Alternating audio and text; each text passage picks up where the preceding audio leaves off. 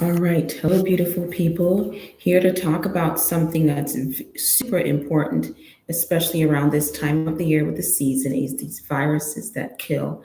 I've been harping on this for a long time, for years. When I tell people colds and flus are not what they used to be, the vitamin C and zinc is not cutting it. The world has changed. These viruses are different. We need to evolve with the times to make our lives easier. It's very important. And everything I'm going to be talking about with this, when I talk about viruses that kill, all of which are associated with, for all my research buff people out there, research backed. Okay. So I'm going to mention what the research is saying, how it's actually affecting us in real time, symptoms that people are missing, even when you go and test for some of these viruses and it's negative. Simple symptoms that are indications that it's still in your system and going to cause a problem long term, of which the most dire is cancer, of which the most sudden is the cardiac arrest and strokes. We need to pay attention to those symptoms. I'm going to talk about that. A few things that you can start to do on your own, and why this needs to start to be incorporated in some of our screening practices today, and not the old screening ways. The system has got to change.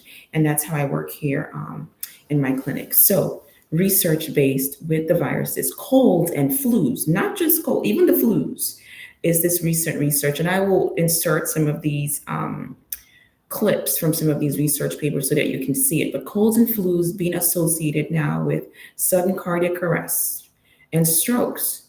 Okay, and this is even a year after, up to a year after was the research, but it could actually be more than that.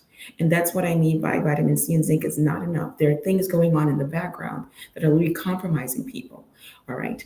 And so that's one of the research. Second research, vascular aging, especially in women. They measured their big arteries, especially around the neck, and they found artery stiffness associated with these viruses. And when I talk about the viruses, I'm talking about there's flu, but the major one is the new one introduced during the pandemic.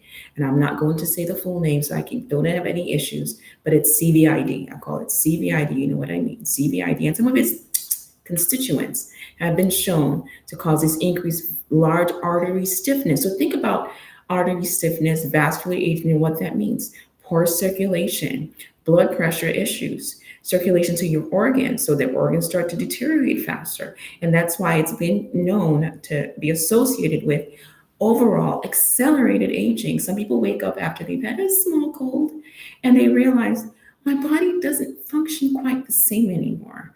I'm just not, I'm kind of tired. I'm not quite, those are, you're not going crazy. Something is happening in your body. It's not normal to deteriorate like that. And that's an issue. And then the third research that has come out about this is showing that CVID associated with increased risks of cancer, multiple types of cancers, but the most notable being breast cancer. Okay. And what's important about this is it's the spike protein subunits that they're finding is causing this, in the sense that there is a gene called P53 gene that helps with cell repair and stops mutation when it comes to cancer. Well, the subunits of the spike protein go and they deactivate this P53 gene.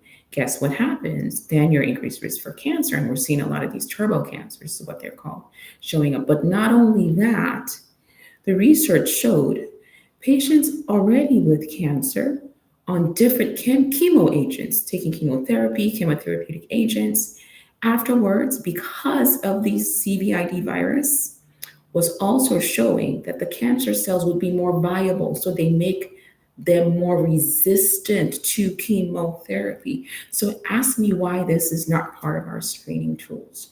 We do not have to wait or use old screening tools. Oh, is it going to be cancer? Is it not going to be cancer? When we know, we can actually, and I do these special lab tests and scans that I run in here to look for spikes and all sorts of things, or different subunits or whatever to pay attention to. Again, not only that, studies, and I said three, but this is another one, studies showed that these spike proteins, they stay in the body, in different organs of the body for a long time. And this will give you a clue to the symptoms I'm talking about that people miss. It hides in the ovaries, it hides in your joints, in your muscles, in your spleen, in your gut, in your brain. Most of the time, places or organs in the body that might have had some residual old inflammation or old injury, yes, even back pain, somehow it's able to find its way in there and live in there and cause more problems for you. And so, going into the symptoms that people are missing when this is going on. And I'm saying this because I'm seeing so much in my practice that's being missed. It's better safe than sorry. Don't think that you're paranoid. Please check it out because what you can do for long CVID protocols are vast, but you have to figure out what exactly is your issue, what organ is being affected, what symptoms are coming out for you after you've had this thing in your system. And again, people have a huge ton of these spike in their bodies and they'll go for the regular test and they say that it's negative. So be careful. Now, symptoms that are not being talked about, that are being missed, that you have the permission to not think you're paranoid when it happens, okay? Gut health issues. Some people have had sudden diarrhea, sudden constipation, but most especially heartburn. Especially if you've not had heartburn problems before or they suddenly got worse and you can't really place your hand to what food you ate that made it happen, please check yourself. This thing does disturb the gallbladder a lot. I have some of my patients that are very well known. Once they get hit with it, I see them, I scan them, I see the gallbladder is off. I'm like, oops, this stuff hits you again. Let's get that worked up because gallbladder function is not just with the digestion, it's with cholesterol and fats, fatty digestion. What does cholesterol and fat digestion do in the body for you? It's myelinating the brain. It's helping you form antibodies in your immune system. It's helping you with your hormones. So down the line, that one function of the gallbladder is like spreading out. That's why like people come to see me like, well, I'm having a hard one. Why is she doing all these things? Are they necessary? Yes, they are, people. This is called targeting root cause and the multiple root causes and the consequences down the line. So, gut, heartburn, muscle pain, joint pain. Yes, it hides in the synovial fluids. Now, especially post exertional fatigue, post exertional muscle pain, and I know because this has happened to me, out of the ordinary, you feel like this is a little bit more tired than I would be for this type of workout. The soreness is a little bit more than, because what other muscles do you think, or muscle cells you think these things like to target? Your cardiac muscles. That's where people talk about myocarditis, heart inflammation. I already talked about the research with cardiac arrest and strokes. So it's not just the heart muscle, it's other muscles that it can affect. So if that's happening to you, you need to check that out because it also will take out your mitochondria, which will start giving you issues with your fatigue and muscle pain as well. Okay, so that's another one. And then for people that had any loss of taste and smell, if it's still lingering till now, it's not supposed to, because it means whatever inflammation or damage it might have caused is still ongoing. It should have been completely resolved. Brain fog, not feeling the same. Check that out. Hormonal imbalances, especially with girls and their periods, early menopause creeping in. This stuff binds to, like I talked about, the ovaries. Okay, so these are some of the little symptoms out there that people need to be more mindful of. And then I'm telling you, just in general, it should just be a screening. There should be a screening because when you can see there's certain levels to these numbers when we do the blood work, that if they're of a certain level, your risk is phenomenally high for all of these issues long term. So I know I'm talking about cancer, but chronic health conditions, blood pressure issues, heart issues, rheumatoid arthritis and autoimmune conditions, because even with rheumatoid, there are different viruses that we know as clinicians and even bacteria that after you've gotten infected with them, you can end up with a rheumatoid arthritis diagnosis from these things. So it is not anything crazy to understand that these other viruses coming out now can also cause similar things. And like this CVID virus, we have viruses like if you already have herpes, which most people do, Epstein-Barr virus, which most people do, which they are all retroviruses. Google HSV and cancer risk. Google EBV, Epstein-Barr virus and cancer risk, especially for things like lymphomas. It's very high. Once you have one of these and you add this to the mix, your body, you are really going to start to cause damage early on to your system without taking care of it. And then add heavy metals to the mix. Like it just goes on and on. And again, it is simple. If you catch it early, you work on it, we detox, we get these viral numbers down, we work on your immune system, get it stronger to support you. Okay, so that's what I'm talking about with the screening that needs to change, and this is one of them. There's the blood stuff you can do. Not everybody has to have the scans I have in here. The scans are helpful because they get very specific with what exactly is going on, right? So the screening should be different. And if you're not sure where to go, you can check in here and I'll be able to help you out because I do things virtually. Okay. And then it's not just vitamin C and zinc. We got to stop this. It's not just vitamin C and zinc. And I know in 2025, you're not still doing emergency with all that sugar. No. Get a good vitamin C. But vitamin D levels, I know everyone knows about vitamin D. You need to take it vitamin D3 with your K2. But what are your numbers on the normal blood work checks? If you're above 30, they're like, okay, you're okay. No, you're not. You want your numbers to be at least 70, ideally 100, if you want to start doing cancer prevention and helping with your immune function. So check your vitamin D levels, people. Make sure it's at the right place. If you need a good supplement, because there's people that are not absorbing these vitamin Ds they're taking or getting all sorts of supplements that they think are cheap on the internet that are not doing anything to move those numbers anywhere, especially because we're already in the winter time now, reach out. We have good liquid formulations with or without gut absorption issues. We get people's numbers up here with those. So we need to target that. We have our immune support packs that we do. Make sure you're taking a good, viable N-acetylcysteine. And it's not every N-acetylcysteine that works. We have a special one here again, imported, that is really good and has shown good effectiveness with these issues when it comes to these CVID subunits in our system. Okay, so things that we want to pay attention to. I mean, old remedies are always great. You want to do rest, drinking lots of fluids, taking all the good old herbs, curcumin, because of these, what it does to the inflammation in the blood. You want to thin the blood out a little bit.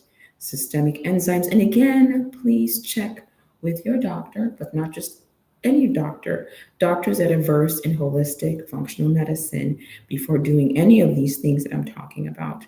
But go check the research, like I said, and you will see it out there.